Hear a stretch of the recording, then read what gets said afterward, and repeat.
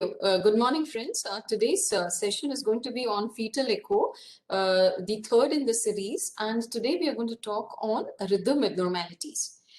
I understand that this is a topic which is actually interesting and challenging both, and it's not that common. We will go through initially the basic understanding of how to understand the rhythm in fetus, and after that the abnormal rhythm in fetus. If anyone of you has any questions, please feel free in between also and at the end of it, because today's understanding is important, and the next session is also going to be based on our today's understanding. Now we have to understand that actually abnormal fetal rhythm is not that uncommon, but majority of these abnormal fetal rhythm is usually benign.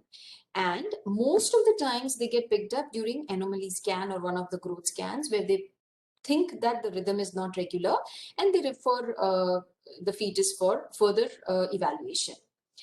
Now here, it is seen in as much as 3% of normal pregnancies, but amongst the referrals which we have for fetal echo, it can account for 10% of the total referrals, which is a huge number.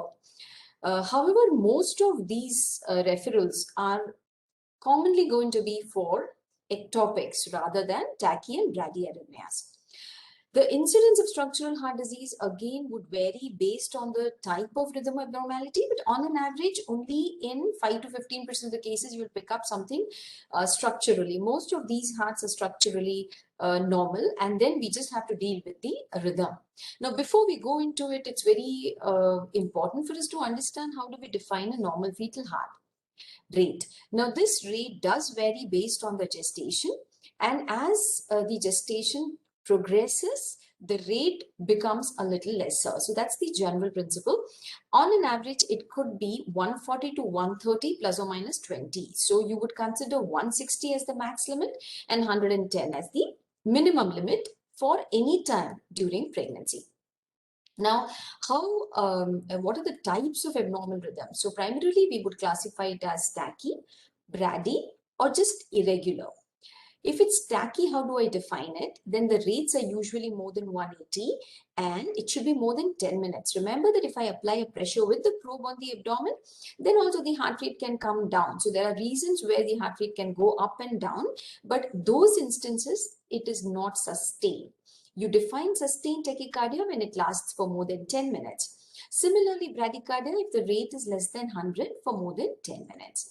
And irregular beats are usually more than 1 in 10 beats. However, in all these things, we have a little gray zone. If your rate is between 100 and 110, and if it's between 160 and 180, this is the gray zone. You pay attention to the rate variability. That means, is there any change in the heart rate? And if it is not, then it's definitely not normal. So between 100 and 110 and 160 to 180, you definitely have to be very, very careful. So many times you will land up with prolonged UTC after birth in this gray zone. And hence a similar follow-up vigilance is necessary during pregnancy. So now with this understanding, let's see what we are going to see in today's talk. So first of all, we will understand the basic of electrical activity. A little bit of this we had touched last session in the month of May when we spoke about the complete understanding of a fetal echo. At the end of the structural analysis, we spoke a little. So today we will go through it so that we are clear about that. And then we will see about irregular rhythm and tachycardia. Bradycardia, we will take it in the July session. Now, this is how all of us know that we have an ECG, which is not possible in fetal life. But we will take some understanding based on what we have in a postnatal ECG because the situations are almost similar. It's just that we have limitations of not being able to get an ECG in fetal life. So we just have to use our fetal echo understanding to have an understanding about different events of the cardiac cycle. So we will just go through this in short. In systole, we have the predominant part, which is ejection, which is preceded by the IVCT, the isovolumic contraction time.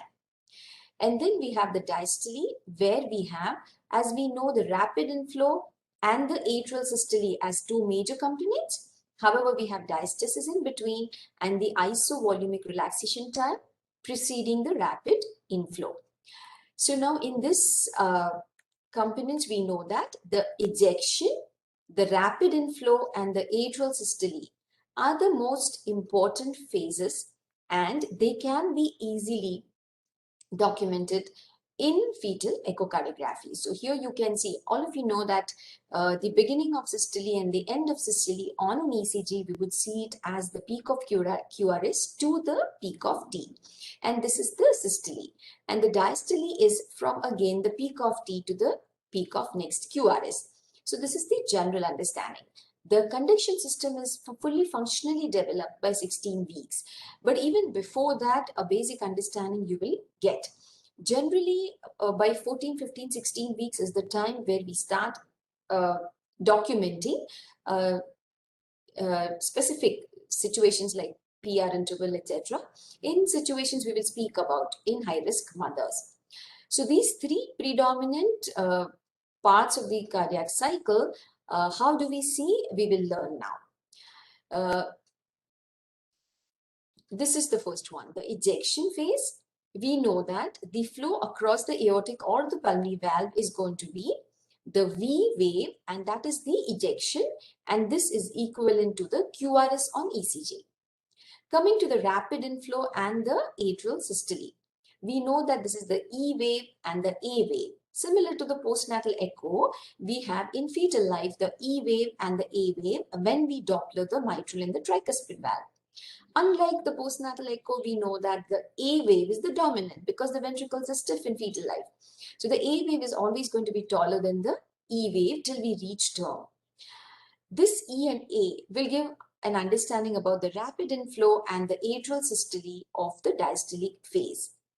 The A wave can also be seen in the veins like SVC, IVC, pulmonary veins and ductus venosus. The understanding of the rhythm starts from the 2D. Now, if you see this 2D picture, you will have an understanding. If the rhythm is normal, abnormal, if it is not normal, is it regularly not normal or irregularly irregular?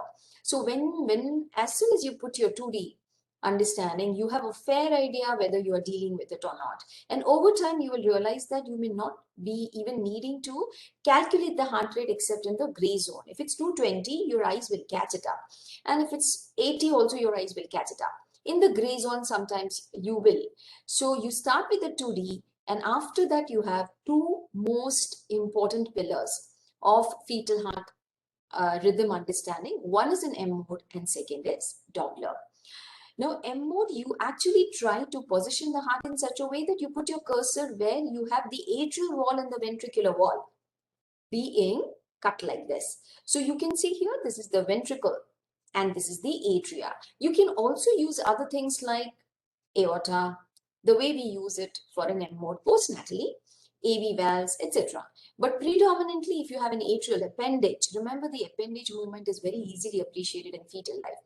So if you have an atrial appendage and a ventricle, you can document the atrial and ventricular activity. So you can see here in this figure, this is atria, atria, atria.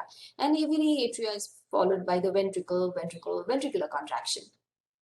So you could denote the A and the V events. However, there are few understandings. One is the position of the baby. If the position of the baby doesn't come exactly where you can get one atrial activity and one ventricular activity, then it gets difficult. The second is if there is hydrops, then or if there is ventricular dysfunction, the movement may not be very well appreciated. And the most important limitation is documentation of the PR interval. That means the AV interval in fetal life is not as accurate. You can get a fair idea, but not accurate idea. The one which we can do it on a Doppler understanding. Now, Doppler, what do I Doppler? The most common and easiest is the left ventricle inflow outflow. You can see here, this is mitral inflow, which is below the baseline, and you have the E and the A wave, and the ventricular activity, which is the aortic outflow in between. So this is the E, A, and the V waves. This is mitral inflow outflow. You can also use other things, any artery and any vein. So as you can see here in the second figure, this second figure is showing SVC, SVC aorta Doppler. So you can see here what is above the baseline is the aortic flow. And so these are the V waves. And below the baseline, now SVC, all of you know postnatally it has three waves, the S, D and the A wave. The S and the D are forward and A is reverse. S is equivalent to the ventricular systole. So you can see here the S wave starts with the aortic outflow. And then you have the D wave, and the A wave is sort of a gap after the D wave stops. So the S and the D wave and then the A wave, you may not appreciate, but there'll be a gap after the D wave before the aortic outflow starts. Remember, SVC aorta Doppler is not that easy. You need to put the aorta in the SVC in such a way that your Doppler will pick up the flow. If it is horizontal, your flow is not going to be very well appreciated. So it's difficult. Plus, it is a very narrow area in between the aorta and the SVC where you see, for example, in a 3-vessel view. You can pick up both together, short or long axis, and then put a cursor. I usually tend to put the cursor a little more towards the SVC because the venous flow is difficult to pick up. As you can see here in this figure, the aortic outflow is not that dark. And this is because I tend to put the cursor a little towards the SVC so that I pick up the venous flow much better. The other options are anything. You can take pulmonary vein, pulmonary artery, PFO, hepatic vein, anything. Now, there's one more thing which is also used as the color M mode tracing, where what you do is you put first the color Doppler and then you put the M mode. Not all machines are capable of doing it, but in that you will have the M mode with the color Doppler, and there you can document the systole and the diastolic important events. Now here, as we understand, the cornerstone is M mode and Dopplers, and how do we diagnose the AV or the VA interval? Now the VA interval is the one which is equivalent to RP, and hence it's very important. Why is it important? Because in tachyarrhythmias, we usually focus on the RP interval to primarily differentiate the type of tachyarrhythmia. And the AV is considered to be important because that's the PR interval, which is important for documenting the onset of, for example, a heart block. Now, how do I know which is the VA or the AV interval? So primarily you have to understand that the VA is between the onset of V to the A. So let's see in this figure. So primarily we use the same two Dopplers. As we understood, the M mode can give you a rough idea, but not exactly calculate a reliable PR interval. Now, see, this is the same LV inflow outflow Doppler. Below the baseline, you have the EA, and above the baseline, you have the A. You have the V wave. Now here, this is sort of a diagrammatic representation so that it's easy to understand. What you have to do is basically the onset of the A wave to the onset of the V wave is the PR interval. So I'll repeat again, you have the E and the A wave, and then you have the V wave. So the beginning of the A wave, which is the rapid, the atrial systole or the atrial kick, to the beginning of the ventricular activity is the PR interval. It's equivalent to the PR interval. You can compare it here. It goes along with the PR interval. The second, which you would use it as the aorta and the SVC, how do I know here?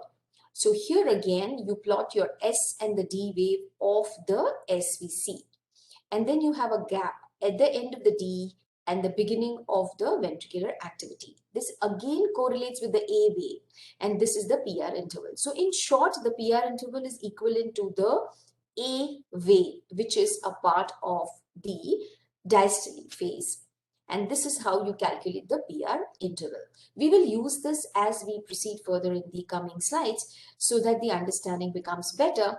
But remember, after you calculate your rates, the atrial and the ventricular, all that, this is the most important next understanding. Let's proceed now. Before we enter the abnormal rhythms, all of you know this is the AV, AV, AV, and you have a normal AA interval, which is regular, and the VV interval, which is regular. So this is a normal sequence of electrical and mechanical activities. The atrial rate has to be regular, the ventricular rate has to be regular, and the atrioventricular relationship should be 1:1. And this is not very difficult to get in fetal life. So now let's go to the first abnormal rhythm, which is the irregular rhythm. Now, as we all know, irregular rhythm is the most commonest electrical abnormality seen in fetus, and also it's the most common reason why obstetrician or a fetal medicine specialist will send it to you. Now, once you have an irregular rhythm, which you will be able to pick up on 2D, your thought process should start now. What are the causes of irregular rhythm? So primarily, you can say it could be an ectopic beat from the ventricle, or it could be an ectopic beat from the atria, and sometimes it could be a second-degree heart block. All of you know that if intermittently, slowly my PR interval is increasing, and then I miss a beat, then I can have irregular heartbeat. So primarily you have three reasons for having an irregular rhythm.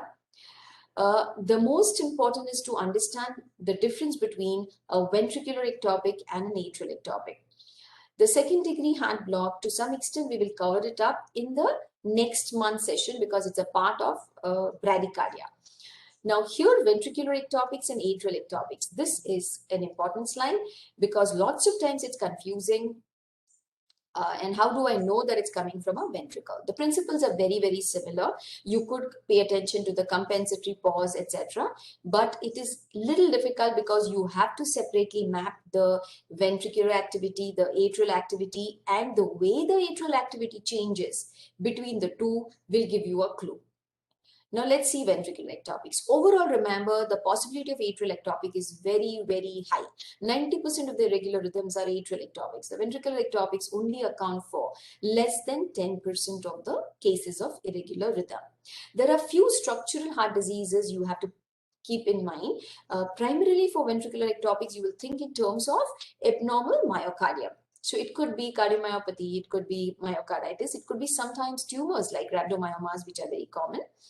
And sometimes it could be channelopathies. Even long QTC can present with brady, tachy, second-degree heart block, or even ectopics. Now, ventricular ectopics, what exactly happens? So let's see in this diagrammatic representation. This is the E and the A, which is followed by the V. Then you have the E and the A followed by V. Then you have the E and the A followed by V. And then suddenly the ventricle throws an ectopic. So what happens is it's still in the phase where you have the atrial activity which is still going on. So you have the E wave and then the V comes, because of which the A gets abolished. So whenever in the, suppose, mitral inflow Doppler, you have the E and you don't have the A,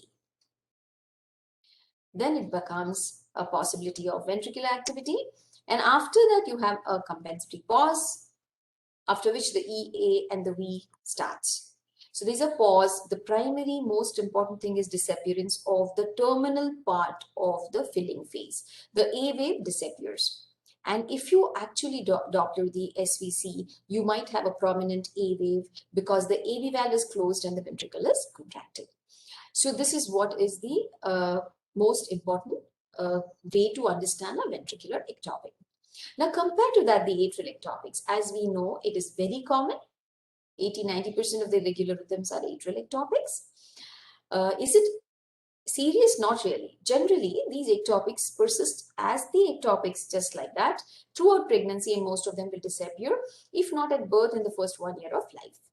However, there is a possibility of a little percentage of these atrial ectopics to develop SVT. And is there a way for me to get alarmed?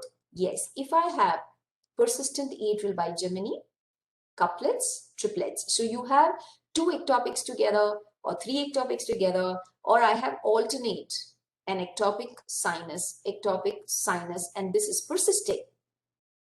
Then I need to be a little more careful. The possibility of developing SVT is a little higher. A very little percentage, 1 or 2% of these atrial ectopics have associated heart disease, but most of them are having structurally a normal heart. If it's a blocked atrial bigeminy, when I use the word block means what? If I have an atrial ectopic, sometimes it gets conducted to the ventricle and sometimes it may not be conducted to the ventricle. This is very similar to what the understanding we have in postnatal life. So if I have a blocked atrial bigeminy, I have an ectopic atrial beat which is not conducted to the ventricle, and then I have a sinus beat. And again, I have the same sequence running. Then the possibility of having SVT is a little higher. Now, how do I know if it's an atrial ectopic? And then how do I know if it's a blocked versus a conducted atrial ectopic? So now let's run through this. See this first. You have the E and the A, and you have a normal ventricular conduction. You have the E and the A and a ventricular conduction. You have E and A and a ventricular conduction. And now I have an ectopic atrial beat. So if I have an ectopic atrial beat, what am I going to see is only the A wave. See, this is in contrast to the ventricular ectopic where I have an A wave which is absent. So here I have the A wave, and then my atrial activity is premature and the AV node is still not ready to transmit it into the ventricle. So I don't have a V wave after this. So it is a skipped V beat here.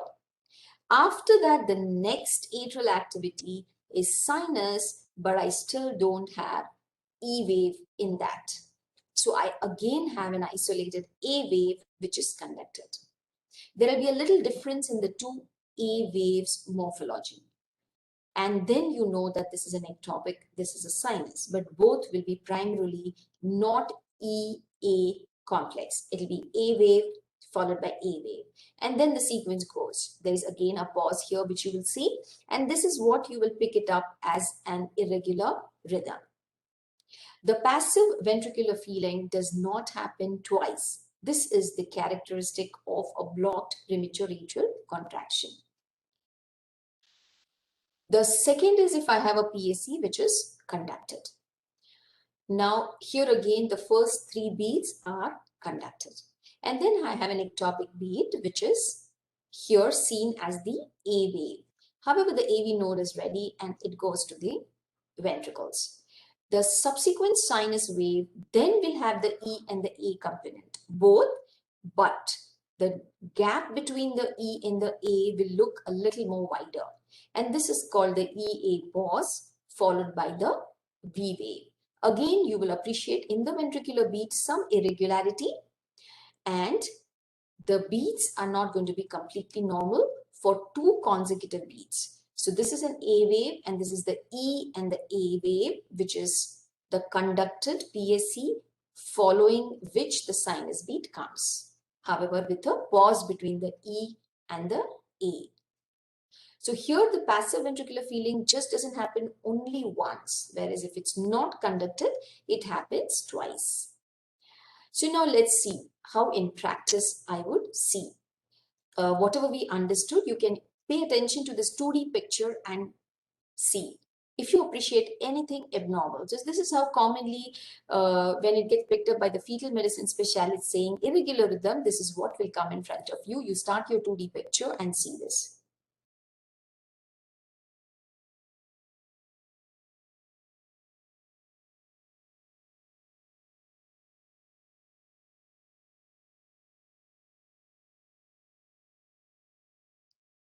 Yeah, so that is where you see that the regularity is not there.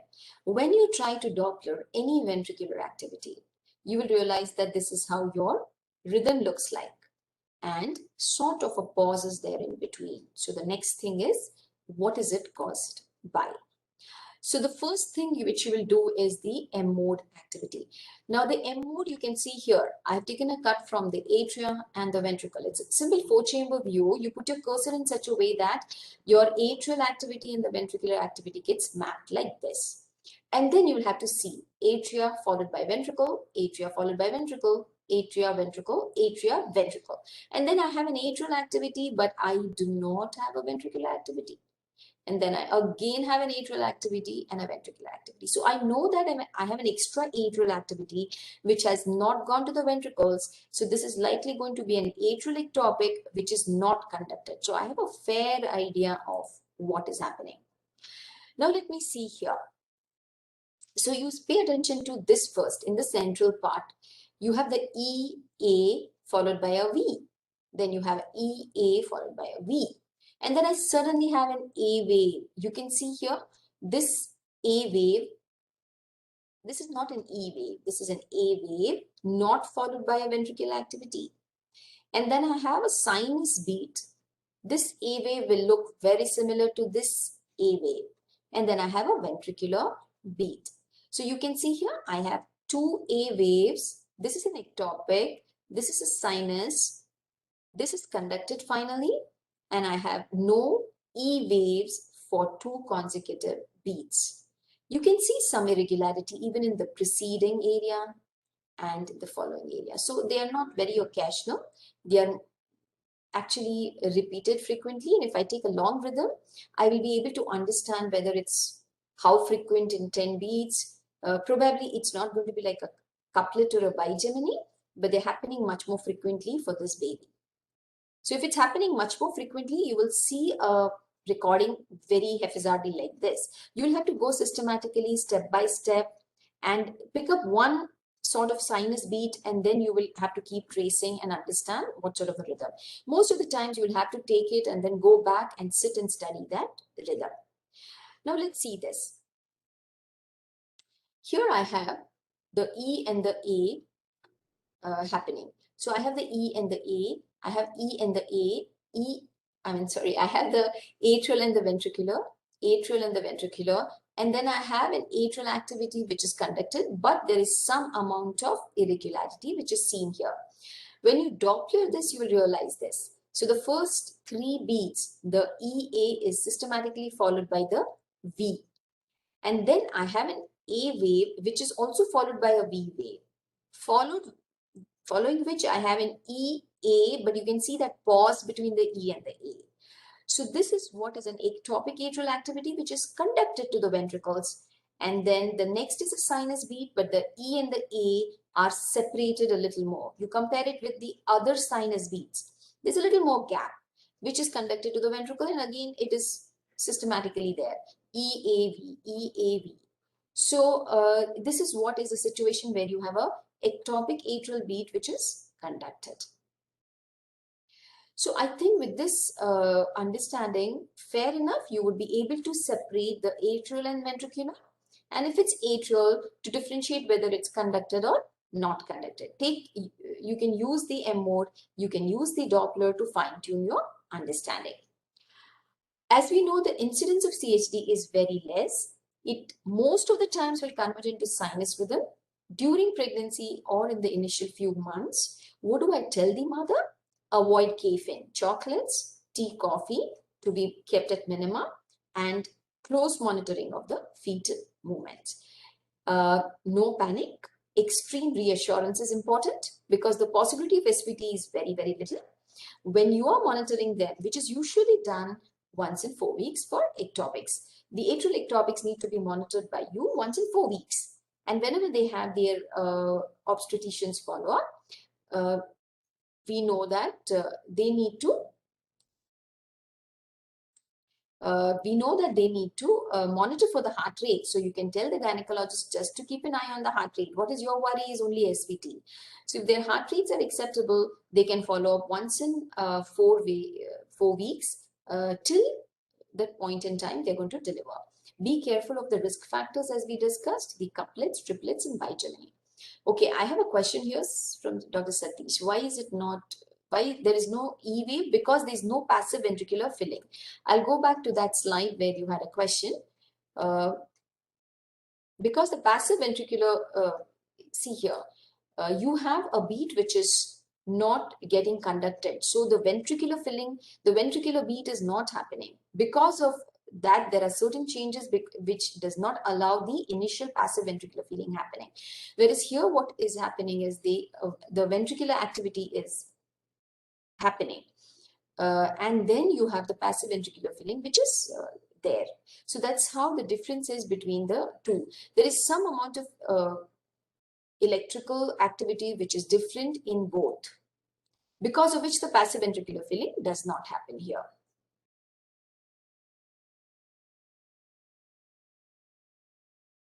Sorry. When there is a single E or A, how do you differentiate its E or A? Okay. Okay, can we see here? I can understand your question, but you will have to compare it with, you see this E wave and the A wave. Now, when there is an ectopic A wave, it's not going to have the morphology of exactly similar this A, but it will be bigger than the E wave, as you can consistently see here. This A wave is not exactly similar to this A. Like the sinus A and the sinus A will look similar, but the ectopic A is going to be looking a little different, but it's not going to be as small as the E wave. You again pay attention to the next slide. Here you can see this A wave. This A wave is not as small as the E wave. So the morphology, I think it's just based on the height of the wave. You can compare it with the preceding sinus wave and take a call. Most of the times the ectopic A wave will have the velocity a little higher than the original E waves, but it will not be similar to a sinus A wave. And that's what I see it in practice. I hope, Shweta, this is okay. I think again, I will tell you that this is more related to the electrical activity which is happening for the conducted and the non-conducted ectopic wave. And that's why there is a pause in between the two, and that's why we lose the E wave even in a sinus beat. Okay, can we proceed further now? The next topic is going to be tachyarrhythmia. Okay, all of you can see this and see. If you see the 2D picture also, you can appreciate that the heart rate is quite fast. So most of the times, if you are dealing with tachyarrhythmias, I hope all of you are with me. Are you all okay with the irregular rhythm?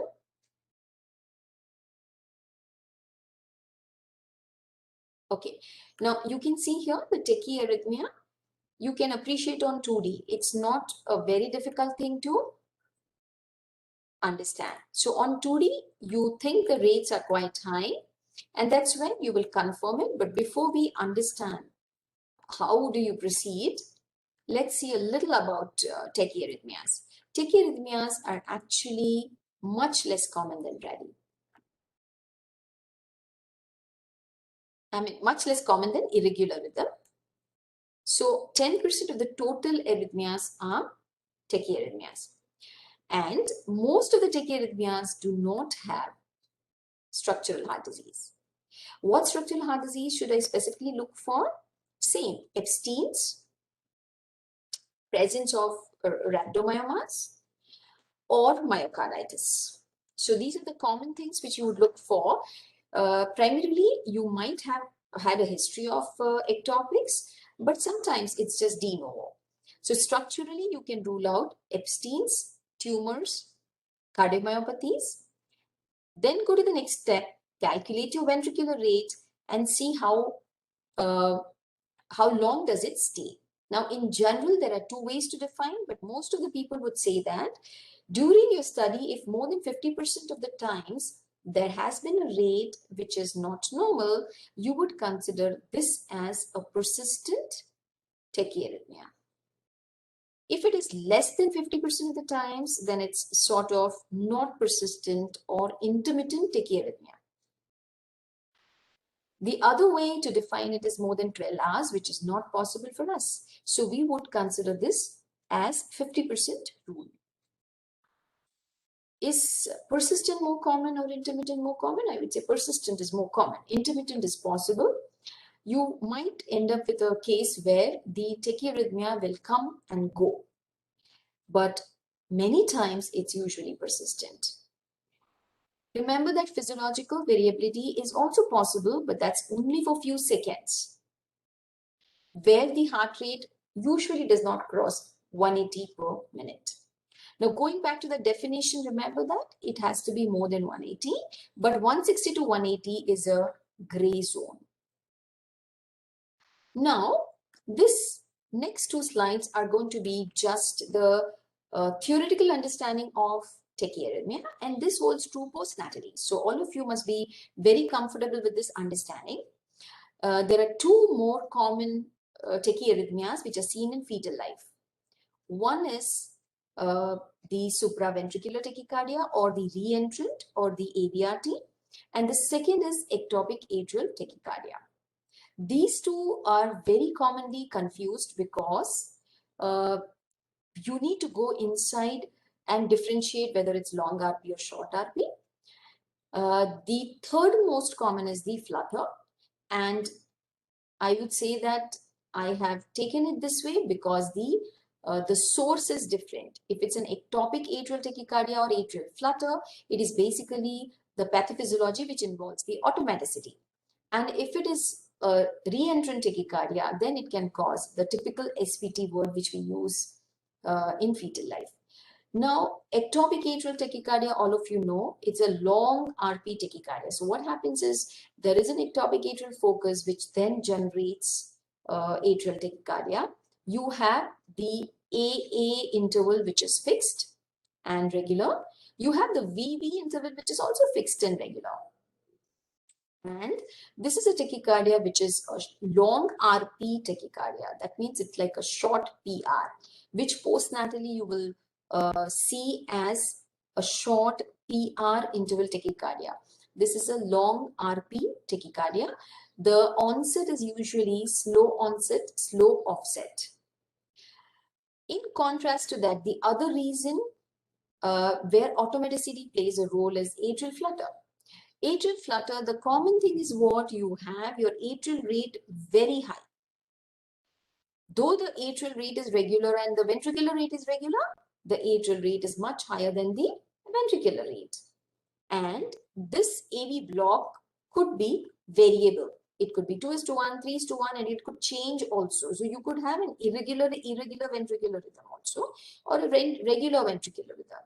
But here what is most important is you need to make sure that you understand your atrial rate, which is very, very high, in the tune of 400, 500, etc.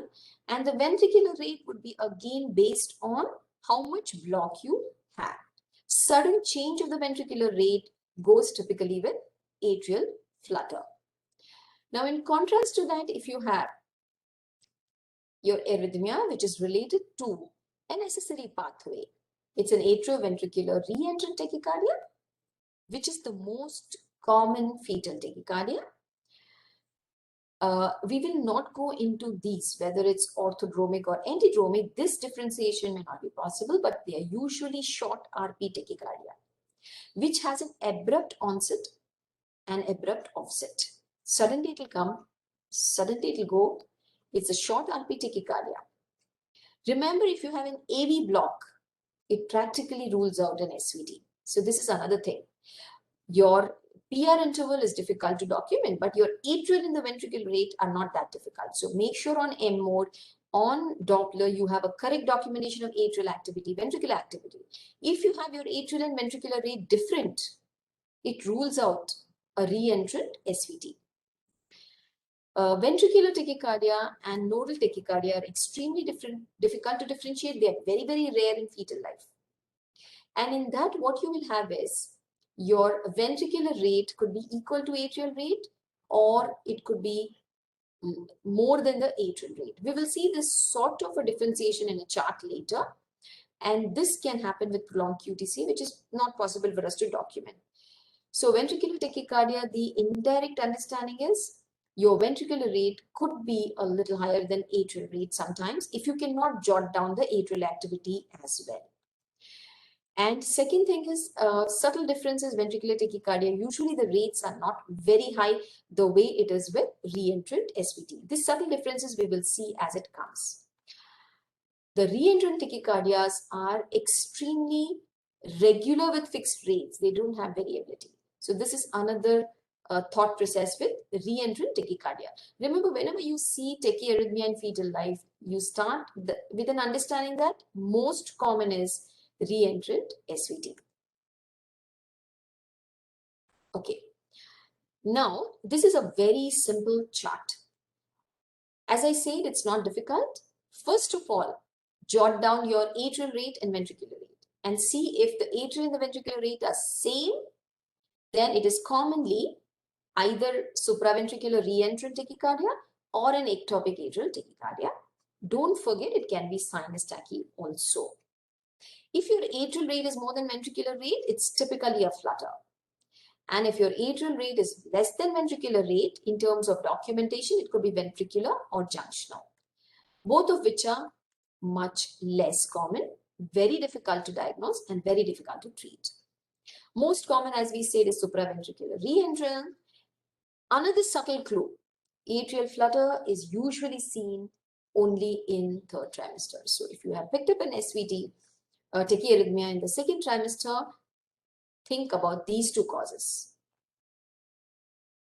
Now, coming down to the next important thing is, which is the PR interval.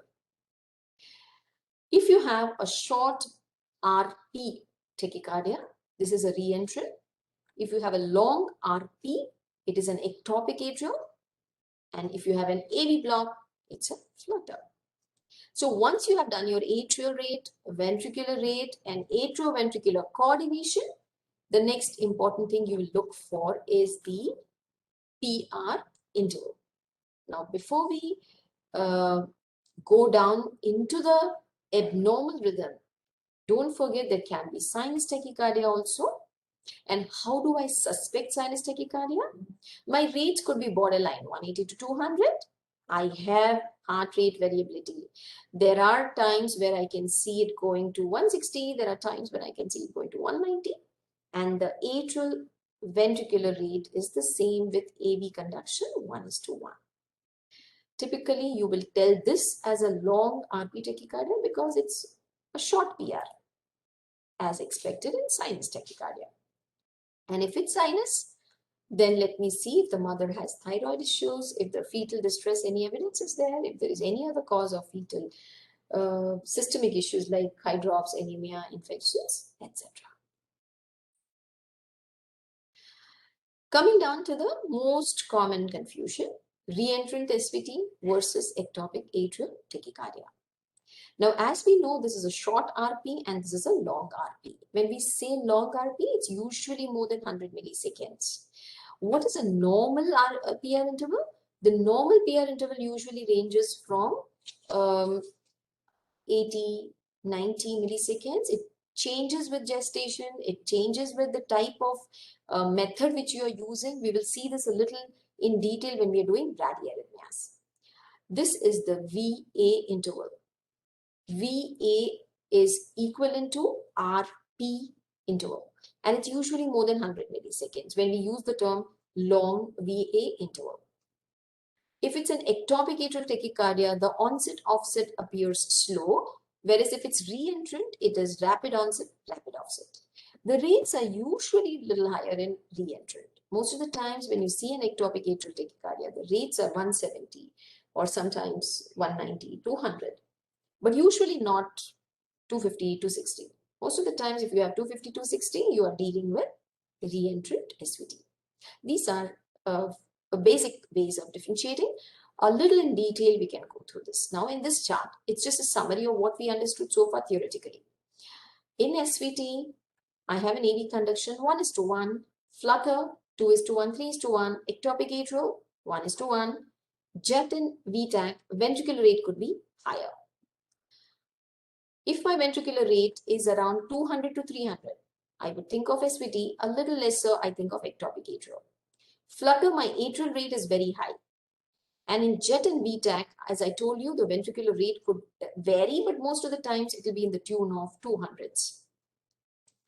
SVT is short RP, ectopic atrial is long RP. And in SVT, I have an abrupt onset offset, whereas in ectopic, I have a warm up and cool down. So these are subtle theoretical understanding. before we enter into the exact, how do we do that? This is very important because we do not have a way to pick up repolarization defects in fetus based on the fetal echo. So there will be subtle clues which you will have to pick up. If I have a child with borderline brady-tachy or shuttling between brady and tachy, the most common would be long QT. The second common would be flutter. As I told you, if I have a block which ranges, keeps changing, I have a brady-tachy situation, then it could be atrial flutter. Inflammatory conditions, if the mother has ROLA antibodies, also this can happen. Remember, with ROLA antibodies, I just only not have complete heart block. I can have myocarditis. If I have an AV or VA block, it practically rules out a re-entrant SVT. Technically, it is not possible to have a block. Okay, so with this understanding now, let's see this picture. As I told you, this is tachyarrhythmia. You can see an echogenic focus in the left ventricle. Grossly, the four-chamber view looks normal structurally. As I told you, you see for cardiac tumors, you see for Epstein's. So you can see the tricuspid valve insertion, which is okay. It's not an Epstein's. However, the rate is very high. The next thing you will do is a Doppler. Doppler anything. You can take an aortic Doppler, you can take pulmonary Doppler, you can take ductus arteriosus, aortic arch Doppler, any arterial flow Doppler, and you will see the ventricular rate is on the higher side.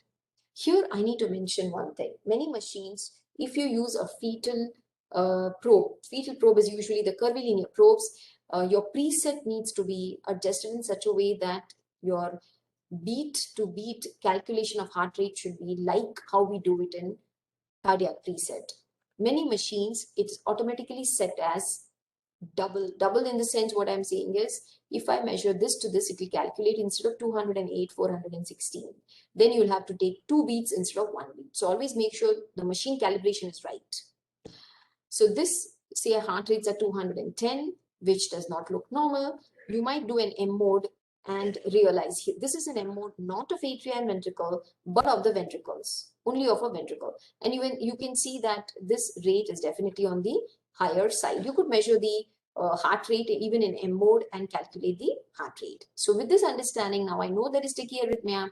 What do I do next? So we know that we have to calculate the atrial rate, we have to calculate the ventricular rate, and then we'll have to see whether there is atrioventricular coordination, and then I see if I can calculate the PR interval.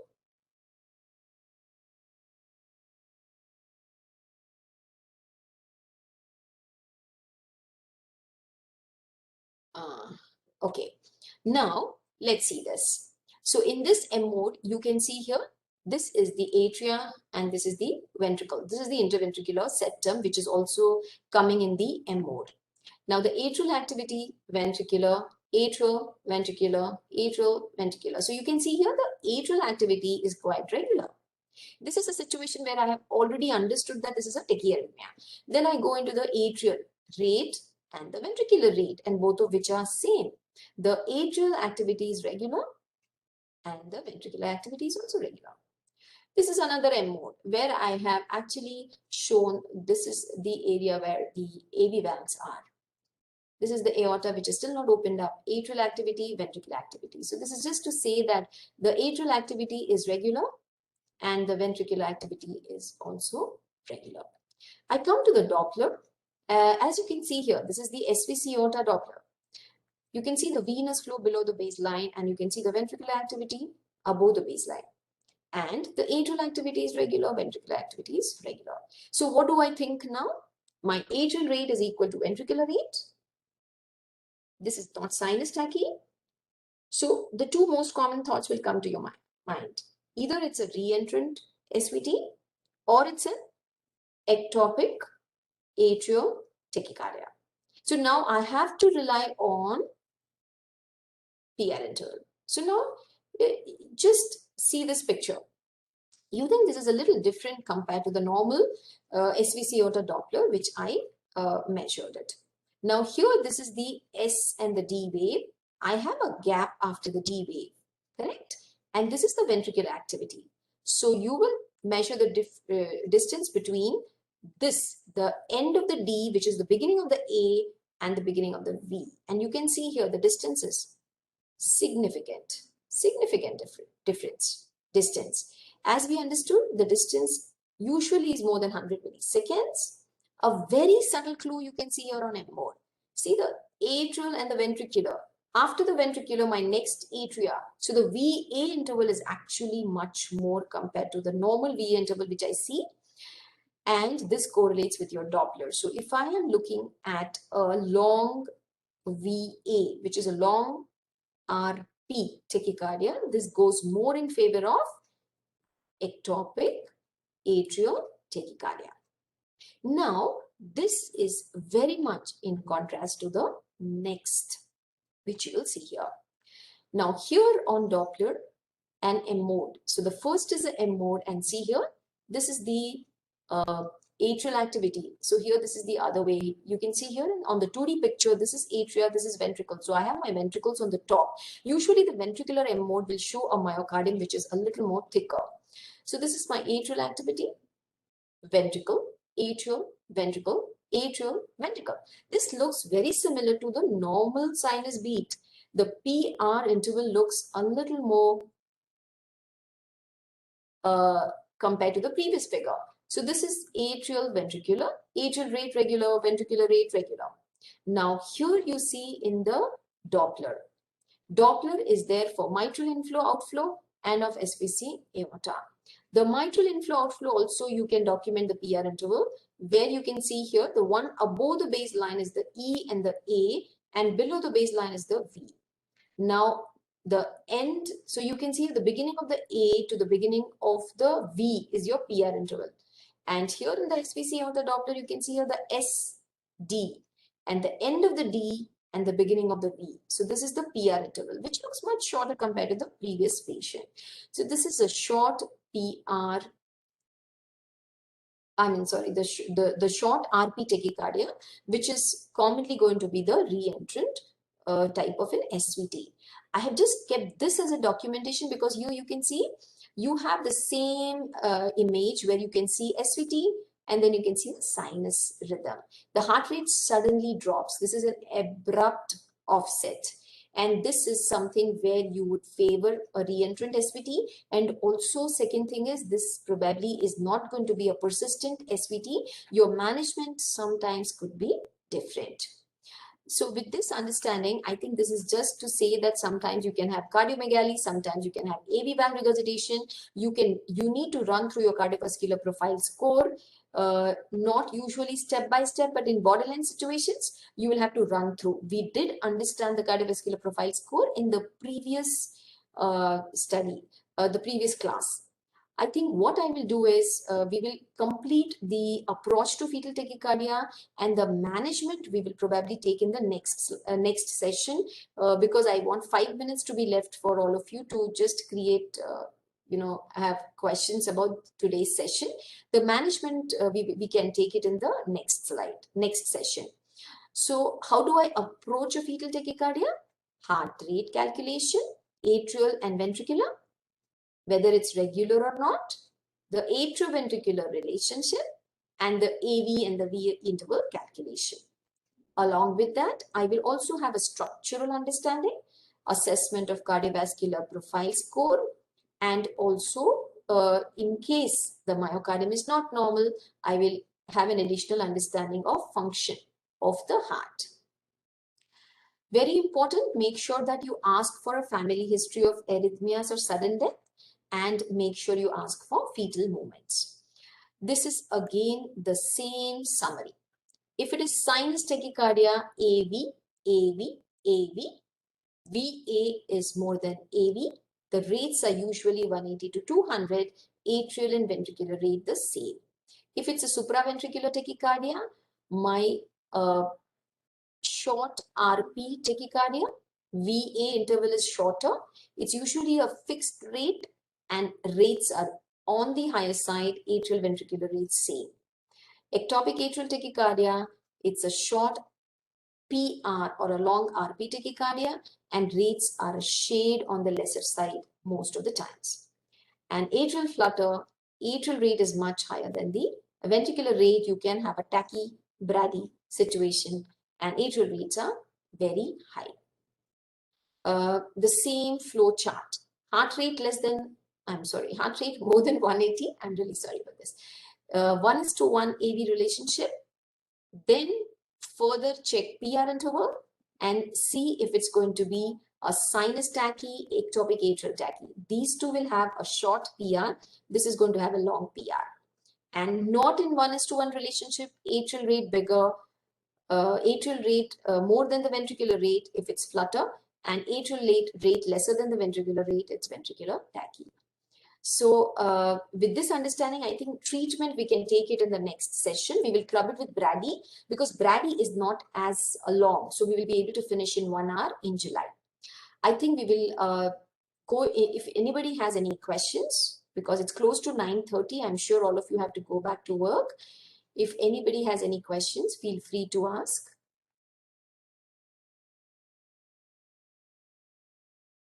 I understand that fetal rhythm is actually a little difficult topic. So I think I used some diagrams to explain to you, and it might take a couple of years for you to have an understanding which is better. But remember, your postnatal arrhythmia understanding holds true, except that you do not have the luxury of having an ECG here.